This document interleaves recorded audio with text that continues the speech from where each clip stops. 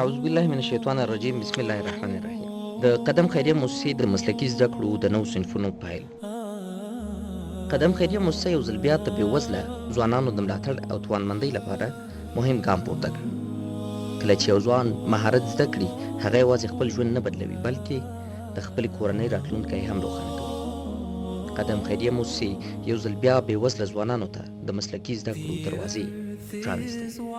د پروګرام عمومي معرفي: په نو پرانیستل شوو صنفونو کې لاندې څانګې شاملې دي چې د موبایل انجینري، د سولر انجینري، خیاطي او د کمپیوټر زده کړه ده. دا څانګې د بازار د اړتیاو له مخې انتخاب شوي، څو ځوانانو کولی شي په لنډ وخت کې کار پیدا کړي او پر ځان بسیا شي. دریم، د انټرویو او شفافیت برخه. د نوو شاګردانو د انتخاب لپاره ځانګړې انټرویو پروسه ترسره شوه. د اسناد، حضوري مرکې او د مستحقو ځوانانو دقیق انتخاب ترسره شو. د پروسه کې د اړوندو دولتي ادارو او استازو هم ګډون درلود، څو عدالت او شفافیت دواړه تضمین شي. ما از نزدیک مشاهده کردیم به تعداد چند نفر؟ 60 نفر در حرفه موبایل واجد شرایط بودن که انتخاب شدن. څلورم، موږ له ځینو شاګردانو وپوښتل انټرویو څنګه وه، ولې مو دا څانګه انتخاب کړه، آیا پروسه شفافه وه او داسې نور. زه صدیق الله یم، د حبیب الله زوی د لغمان ولایت ترنګ قریه اوسېدونکی یم. دلته زه اته میاشتې مخکې هم راغلی یم، یو ځل بل صنف شروع و، بله هغې بیا ما ته یې وویل چې تا ته زنګ وهل کېږي. دغه د پرون ما ته زنګ و، پرون مازدیګر انټرویو ښه و، ښه سوالونه یې وکړل. نه 3 کسه نه اسانه سوالونه. ما رشته ده د انجینري موبایل ده چې غواړم دې کې مې ثبت نام وکړه، غواړم چې زده کړه پکې وکړم، لږ زره معلومات لرم، معلومات مې زیات شي پکې، غواړم یو دوکان جوړ کړم ځان ته شخصي کاروبار ولرم. د افغانستان نور ځوانانو ته دا پیغام ده چې کوشش وکړي، زده کړه وکړي او چېرته دې ورسېږي. او دغسې مؤسسو ته د قدم مؤسسه غوندې خدای پاک دې ورته خیر ورکړي، دوی ته ځوانان راټولوي، ورته یو کسب و کار ورته زده کوي. بسم الله الرحمن الرحیم. نوم مې غورځنګ ده، د پلار مې بشیر خان د لغمان ولایت څخه د کرغې ولسوالۍ، فعلا د کابل نهم ناحیې اوسېدونکی. د قدم مؤسسې څخه ډېره مننه او ډېر خوشحاله یې په دې چې تشویق کوي د خلکو چې اقتصادي وضعیت خراب وي او داسې نور څه او دوی ورسره دې په اړه ډېر هڅې او ځلې کوي لپاره دې چې خپلو هدفو ته ورسېږي، د خیاطۍ مسلک یا د موبایل انجینرۍ مسلک او یا کمپیوټر. نو د دې لپاره کلاسونه شته ده او د دې د کوره بعدي شخصا زه خپله دا هدف لرم چې د موبایل انجینرۍ په کلاس کې درس ووایم. پیغام مې دا ده چې د خپله د قدم موسسې څخه ډېر خوشحاله یم چې دې هغه ته وهڅولو، تر دې حده پورې تر دې پورې موږ راغلو او انشاءالله بعد دې په هیله د دې یم چې انټرویو ته ولاړ شو او انټرویو ورکړم او په هیله د کامیابېدو.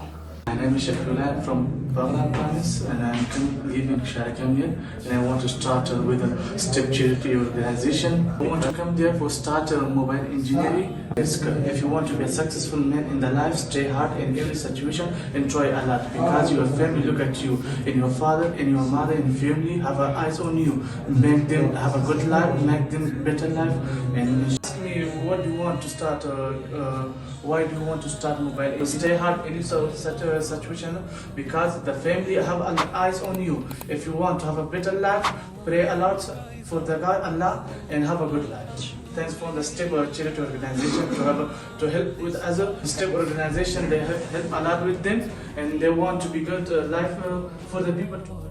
درې ځوانانو دا فرصت د خپل ژوند د بدلون پیل وباله، هغه ځکه چې قدم یوازې دوی ته کسب نه ورزده کوي، بلکې د دې دورې د بشپړې خاتمې سره سم دوی ته د دوی د حرفې اړوند وسایل هم په وړیا ډول ورکوي، چې دا د دوی د کار او پر ځان بسیاینې د لا ډېر شدت او جدیت لپاره ورکول کېږي. پنځم، د استادانو او اداري پرسونل معرفي. خیریه او تعلیمي مؤسسه د افغانستان اسلامي امارت اقتصاد وزارت سره ثبت او راجستر ده. تاسو نه زموږ غوښتنه ده او سپارښتنه مو ده درته چې د دغې پروسې نه اعظمي استفاده وکړئ. هیله دې نه وي چې یاد استادان ډېر پوه، باتدبیره، باشخصیته او د نیک اخلاقو خاوندان خلک دي، او قدم کوشش کوي چې تل غوره خلک انتخاب کړي.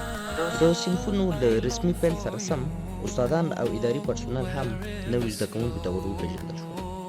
د زده کړو اصول، نظم، حاضري او تعلیمي پلان تشریح شو او شاګردان د جدي هڅې او عملي تمرین لپاره وهڅول شو. ستاسې سیم شروع کېږي کله چې 15 دقیقې تېرې شي دروازه بندېږي بیا دروازه نه خلاصوي تاسو نو کوشش کوئ چې همدغه 8 بجو نهایت تر 15 باندې اتو پورې خپل سیم خلاص شپږم د پای پیغام. قدم خیریه موسسه باور لري چې مسلکی زده کړه د فقر پر وړاندې تر ټولو قوي وسله ده. موږ ژمنې چې لا زیاتو مستحقو ځوانانو ته د زده کړې فرصت برابر. تاسو هم زموږ ملاتړ وکړئ او دا ویډیو درسره مخکې شریکه کړئ نو د یو ځوان د راتلونکي په جوړولو کې برخه واخلئ.